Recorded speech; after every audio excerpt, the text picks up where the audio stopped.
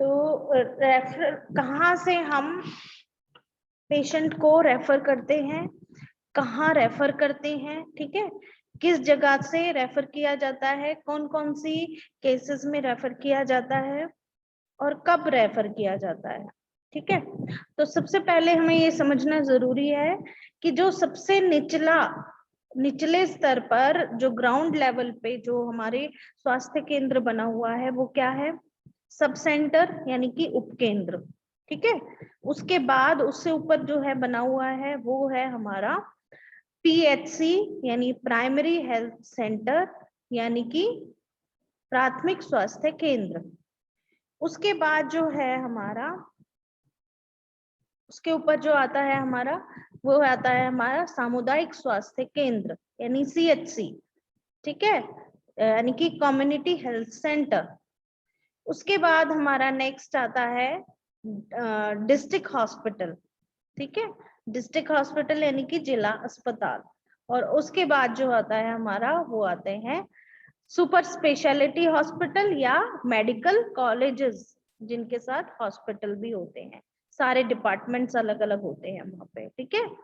तो बेसिकली जब निचले स्तर पर किसी भी पेशेंट की जरूरतें पूरी ना हो या निचले स्तर पर स्वास्थ्य सेवाएं रोगी के अनुसार उपलब्ध ना हो, तो हम उस केस में रोगी को, पेशेंट को रेफर कर देते हैं। फॉर एग्जाम्पल, अगर हमारे पास प्रॉपर इक्विपमेंट्स नहीं है, ठीक है, कोई हमारे पास जो है मान लीजिए कोई डायग्नोसिस बनाने के लिए, कोई टेस्ट करने के लिए मशीनरी नहीं है, ठीक है, या फिर हमें जो है एक्सरे करवाना है, उसके लिए एक्सरे मशीन नहीं है सब सेंटर पर या उपकेंद्र पर या पीएचसी पर, ठीक है, तो हम ऐसे केसेस में उनको रेफर कर देते। या फिर हमारे जो स्वास्थ्य टीम है वो निपुण नहीं है उस पर्टिकुलर पेशेंट को संभालने के लिए, ठीक है, पर्टिकुलर पेशेंट के ट्रीटमेंट करने के लिए जो है निपुण नहीं है, तो उस केस में भी हम जो है पेशेंट को रेफर कर देते हैं। दूसरा, अगर मान लीजिए कोई ऐसा रोगी आया है कि जिसका उपचार, जिसका ट्रीटमेंट जो है किसी स्पेशल डॉक्टर से किया जाना चाहिए, फॉर एग्जांपल आंख में कोई प्रॉब्लम है, तो अब वो तो आई स्पेशलिस्ट ही करेगा, ऑप्थेल्मोलॉजिस्ट जो होते हैं वही अच्छे से देख पाएगा आंख की बीमारी को। या कोई ब्रेन की कोई दिक्कत है, दिमाग की कोई प्रॉब्लम है, तो वो न्यूरो सर्जन या न्यूरोलॉजिस्ट जो है वो देखेंगे, ठीक है। मान लीजिए हड्डी टूट गई, तो ऑर्थोपेडिशियन, जो ऑर्थो वाले डॉक्टर्स होते हैं, जो हड्डियों के डॉक्टर होते हैं, वो ज्यादा अच्छे से देखेंगे। अब सब सेंटर पर या पीएचसी पर या सीएचसी पर ये जरूरी तो नहीं है ये स्पेशलिटी वाले डॉक्टर उपचार करें, है ना। तो उस केस में भी हम जो है रोगियों को आगे जो ऊपर, उनसे ऊपर जो रेफर जो हेल्थ सेंटर है या हॉस्पिटल है, हम वहां रेफर कर देते हैं। फिर अगर किसी रोगी को स्पेशल सजेशन की जरूरत है, परामर्श की जरूरत है, ठीक है, किसी जैसे कैंसर हो गया किसी को, ठीक है, या कोई ऐसी बीमारी हो गई जिसका जो है एक स्पेशल डॉक्टर ही परामर्श अच्छे से दे सकता है, तो उस केस में भी हम जो है रेफर कर देंगे पेशेंट को निचले स्तर से ऊपर वाले स्तर पर, ठीक है। तो अब पढ़ते हैं हम रेफरल सिस्टम यानी कि परामर्श प्रणालियां।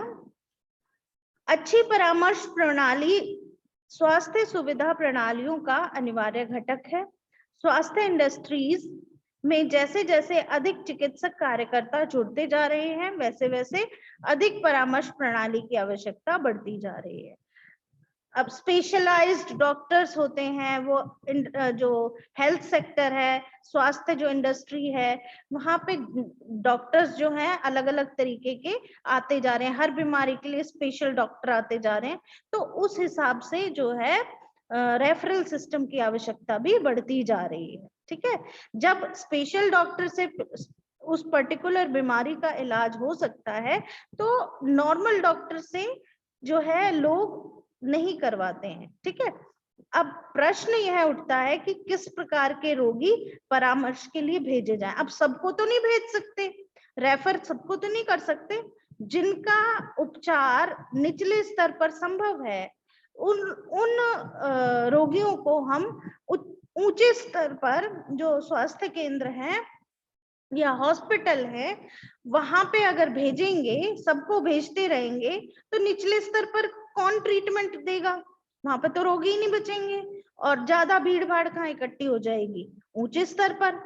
ठीक है, तो हमें इसके लिए जो है रोगियों को बांटना पड़ेगा, वर्गों में बांटना पड़ेगा कि किसको जो है रेफर किया जाए और किसको नहीं किया जाए। ठीक है, सो त्रिवर्ग प्रणाली के अनुसार, त्रि मतलब 3, ठीक है, त्रिवर्ग प्रणाली के अनुसार रोगियों को 3 श्रेणियों में बांटा जाता है। 3 ग्रुप्स में जो है रोगियों को बांटा गया है।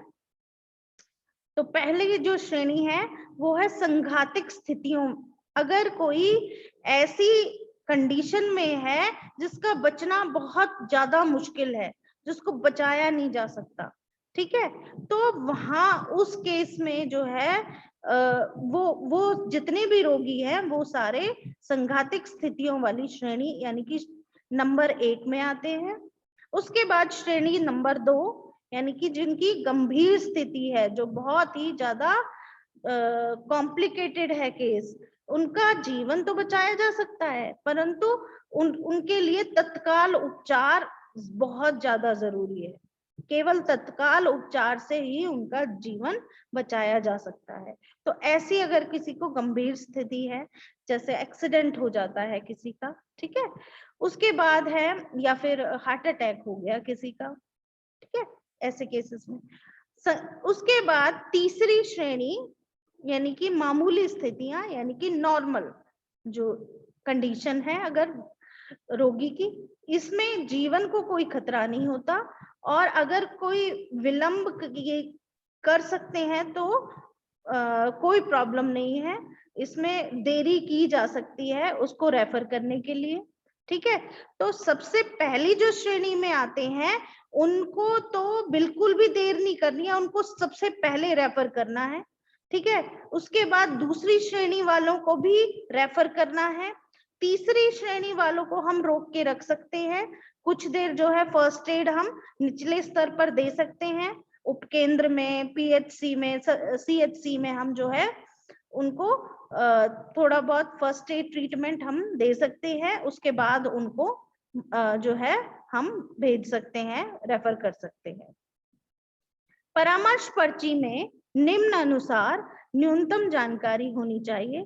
जो जब रेफर करते हैं किसी भी केस को, किसी भी पेशेंट को, तो एक रेफरल स्लिप बनती है यानी कि परामर्श पर्ची बनती है, जो कि रोगी जो निचले स्तर वाले स्वास्थ्य केंद्र से उच्च स्तर पर जहां वो रेफर किया जा रहा है वहां पे लेके जाता है। ठीक है, तभी वो वहां पे उसे एडमिट करते हैं। बिना रेफरल स्लिप के डायरेक्ट जाओगे तो जरूरी नहीं है कि आपको वो जो है आपके रोगी को एडमिट कर ले।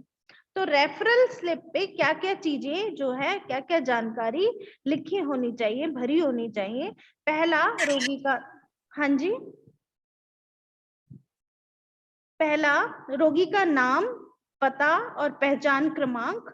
ठीक है, रोगी का नाम लिखा होना चाहिए, उसका पता लिखा होना चाहिए, रोगी का जो है एज लिखी होनी चाहिए, उसका जेंडर लिखा होना चाहिए। जेंडर मतलब लिंग, यानी कि पुरुष है, स्त्री है, ठीक है, और पता लिखा होना चाहिए। उसका पहचान क्रमांक यानी कि आइडेंटिफिकेशन नंबर, जो कि सबसे पहले आप जिस स्वास्थ्य केंद्र पर लाए थे वहां का एक आईडी नंबर दिया जाता है, आइडेंटिफिकेशन नंबर दिया जाता है, वो उस पे लिखा होना चाहिए।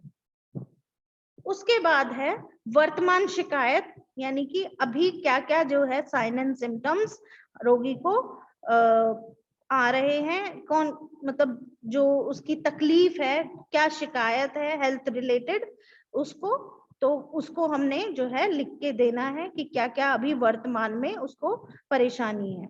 उसके बाद है उपचार यदि दिया गया हो, यदि उसको कोई फर्स्ट एड या कोई दूसरा ट्रीटमेंट पहले जो है दिया गया है उस स्वास्थ्य केंद्र पे जहां से उसे रेफर किया गया है, तो उसके बारे में भी लिखना है कि क्या उपचार दिया गया है। ठीक है, उसके बाद है परामर्श के लिए कारण, रेफर करने के लिए कारण लिखना है उसमें, रीजन ऑफ रेफरल, यानी कि क्यों आप रेफर कर रहे हो। ठीक है, डॉक्टर अवेलेबल नहीं है, या वहां पे पेशेंट की कंडीशन और खराब होती जा रही है, या उसको किसी स्पेशल डॉक्टर की जरूरत है। ठीक है, या किसी कोई डायग्नोस्टिक टेस्ट है जिसकी मशीन अवेलेबल नहीं है वहां पे, तो क्या कारण है उसका। उसके बाद है परामर्श के लिए भेजने वाले व्यक्ति का नाम और पदनाम, जो रेफर कर रहा है, जो भी व्यक्ति, जो भी स्टाफ, जो भी हेल्थ केयर प्रोवाइडर उसे रेफर कर रहा है रोगी को, उसका नाम और उसका जो है क्या डेजिग्नेशन है, उसका क्या पोस्ट है उसकी। ठीक है, तो पदनाम यानी कि पोस्ट उसकी क्या है, किस पोस्ट पर है वो। उसके बाद परामर्श के लिए भेजने वाले प्राथमिक स्वास्थ्य केंद्र का नाम, जो पीएचसी या उपकेंद्र है, ठीक है, प्राथमिक स्वास्थ्य केंद्र या उपकेंद्र है, उसका नाम भी लिखना है कि ये कहाँ से जो है रेफर किया गया है। ठीक है, प्राथमिक स्वास्थ्य केंद्र का नाम, साथ में जिस व्यक्ति ने उसे रेफर किया है उसका नाम, उसकी पोस्ट यानी डेजिग्नेशन उसका। ठीक है, ये सब हम उसमें लिखेंगे। उसके बाद परामर्श मांगने की तारीख और समय, कि रेफर जिस दिन हम कर रहे हैं, किस दिन रेफर किया है, उस दिन की तारीख और समय। ठीक है, वो हमने उस पर्ची पर लिखना है। तो ये है कि रेफरल स्लिप पे क्या क्या महत्वपूर्ण जानकारियां होनी चाहिए, ताकि जब जहां आप रेफर कर रहे हो उनको अगर आपसे कम्युनिकेट करना हो, आपसे कोई जानकारी और हासिल करनी हो, तो उनको प्रॉब्लम ना हो। ठीक है, और जो बेसिक जो इंफॉर्मेशन है वो उस रेफरल स्लिप पर लिखी होनी चाहिए, ये सारी चीजें।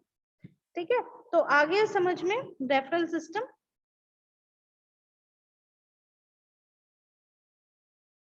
हाँ जी बच्चा।